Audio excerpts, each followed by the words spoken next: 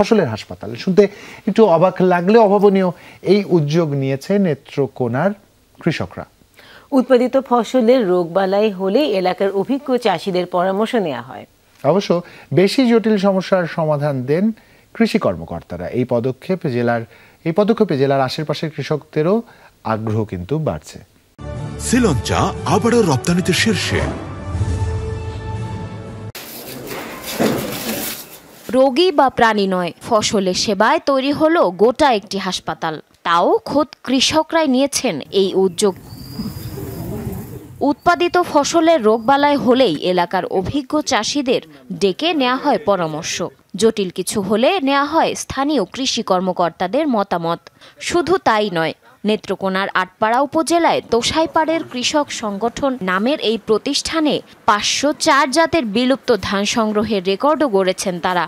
হাসপাতালটা চালানোর উদ্দেশ্য হইলো এই যে ফসলের রোগবালাই হইলে এইটা আমরা এনে বইয়া পরামর্শ করিয়া কি ব্যবস্থা নেওয়া যা আলাপ আলোচনা করি। 2009 থাকিয়া এখন 24 পর্যন্ত 9টা জাত থাকিয়া এখন এই যে আপনার 504টা জাত এটি সব নিয়ে আমি সংগ্রহ করতেছি। স্থানীয় ও বিলুপ্ত জাতের ধান নিয়েও গবেষণা করছেন সংগঠনের কৃষকরা। অল্প খরচে যে ধান অধিক ফলন দেয় সেটা কৃষকদের মাঝে বিনামূল্যে সরবরাহ করেন তারা। নিজ ফসল রক্ষণাবেক্ষণ এবং রোগবালাই হতে রক্ষা পেতে এই উদ্যোগে আগ্রহ বাড়ছে জেলার আশেপাশের কৃষকদেরও। অনেক উপজেলা থেকে এবং মানিকগঞ্জ থেকে, কুমিল্লা থেকে কৃষকরা এসিয়া গভীর পানির ধানগুলো নিয়ে যাচ্ছে। এটা তো একটা বড় পাওয়া, যে এত জাত আসলে কোথাও পাওয়া যায় না। আমরা এটি কোনো বিক্রি করি না, আমাদের এই উদ্যোগের কারণে বহু জাত এলাকায় ছড়াইছে।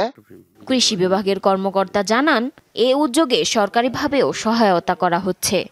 প্রায় এখানে 40-45টার মতো ভিন্ন ভিন্ন জাতের ধান এখানে আবাদ করা হয়েছে।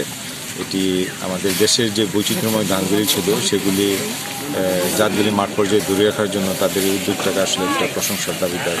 সরকারি বেসরকারি পর্যায় থেকে এ ধরনের সংগঠনকে সহযোগিতা করে কৃষি খাতকে এগিয়ে নেয়ার আহ্বান স্থানীয়দের। জারিন অর্নি, যমুনা নিউজ।